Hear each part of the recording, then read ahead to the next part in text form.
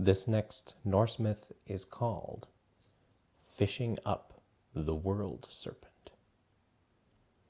There was a giant called Hymir, a hulking, ill-tempered fellow. His house towered above the sea, overlooked by a wilderness of stone and frost. One day a traveler came by and asked Hymir for a night's lodging. The giant grumbled a bit, but did the right thing. He ushered the traveler in, shared his meal, and let him sleep by his fire. The next morning, giant Hymir said he was going fishing. "I'll help you," said the traveler. The giant snorted.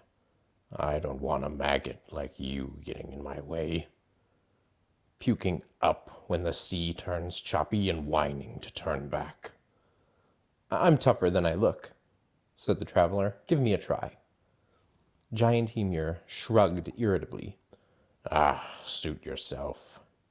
But if you want to come, hurry up and find some bait because I'm about to launch my boat. The traveler hurried to the pasture where the giant's oxen were slurping up weeds through a grimy layer of snow. A huge bull bellowed and came charging at him. While giant Hymir had his back turned, the traveler caught the bull by the horns and twisted its neck, snapping the head clean off. He shoved the head into his bag and carried it down to the beach. Hymir was already easing out his boat. The traveler leaped in, and they rowed off. As soon as the shore was just a thin line on the horizon, the giant dropped the anchor. "I've decided to make things easy for you, skinny ribs," he said. "I've stopped here so you can catch some tiddlers." The traveler shook his head. "Find me something bigger. I want to prove my strength to you." "Ha, ha! Seeking some real man's action, are you?" snickered Hymir. "In that case, I'll take you out to the whaling grounds, but watch you don't pee your pants, because there's monsters lurking out there as well." They rowed on. Up ahead, they soon saw a magnificent pair of whales spouting and diving.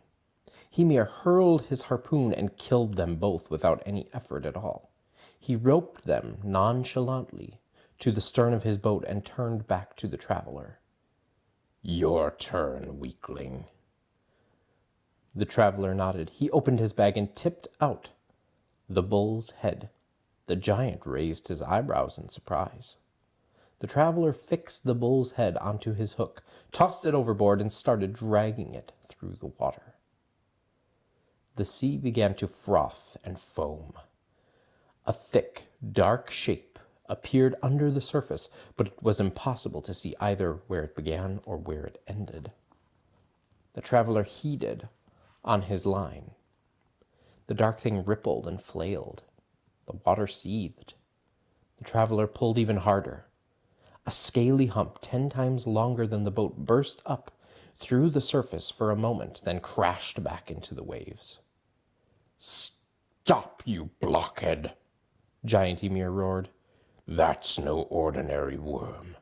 It's Jormungand, the world's serpent, the one who circles the whole ocean and keeps the earth from sinking into the depths.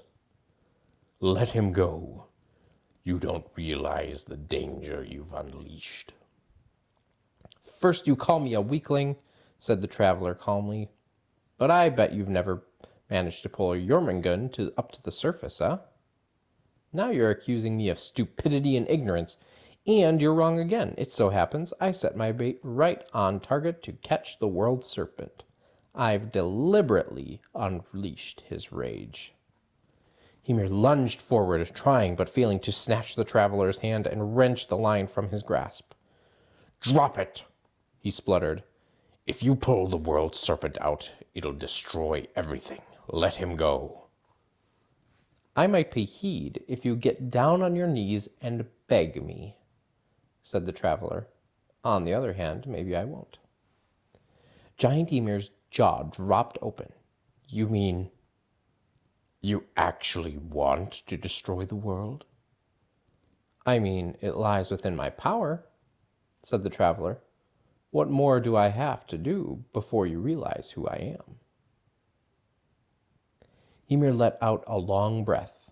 He stared at the traveler, noticing for the first time the red hair, the unkempt beard, the bulging muscles, the swagger. At last he spat. Ah, just my luck. It's you, isn't it? Thor. Thor nodded. And you know my business as well as my name, don't you, Ymir? Destroying giants. Not even the mightiest of you stands a chance against my hammer. Remember how you mocked me earlier? Well, for a bit of fun, before I deal with you, I'll show you how strong I am by pulling Jormungand right out of the sea. Don't, bellowed Ymir. You'll bring the whole world to an end. Listen, Thor, kill me when you're ready to, but in the name of everyone else alive, and all those yet to be born, let Jormungand go. I beg you. The giant made another grab for Thor's hand. Thor brushed him off like a fly and tightened his hold on the line. He braced his feet against the wall of the boat and heaved. Under the surface, the world serpent gave a great jerk. The boat leapt out of the water, spun round, and almost capsized. Ymir cowered. Thor steadied the boat and tugged on his line again. The darkness in the water seemed to thicken. Jormungand burst through the water's surface, sending up a cascade of toxic droplets. The monster's grotesque head stared at them. His fangs gnawed at the bull's head, gagging on the hook as he tried to free himself. Stop! Stop! Ymir screamed. Thor tugged harder. He dragged the line steadily up until part of the monster's breast was balanced on the gunwale, nauseous spittle dribbling from his mouth. Waves crashed over the boat.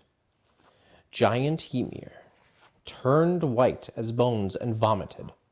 Thor balanced the line and the serpent in one hand. With the other hand he pulled his hammer from his shirt and shook it until it swelled to enormous size. Which would be better entertainment? Thor muttered. Pull Jormungand right out or simply slice off his head?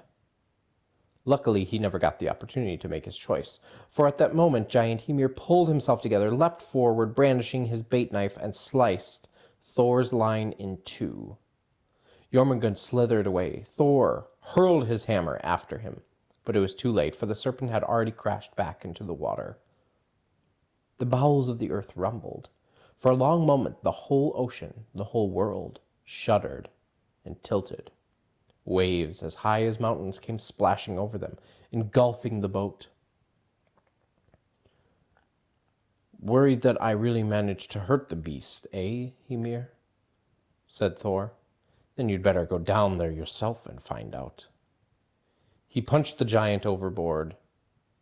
Then he stepped out of the boat and waded back to the shore.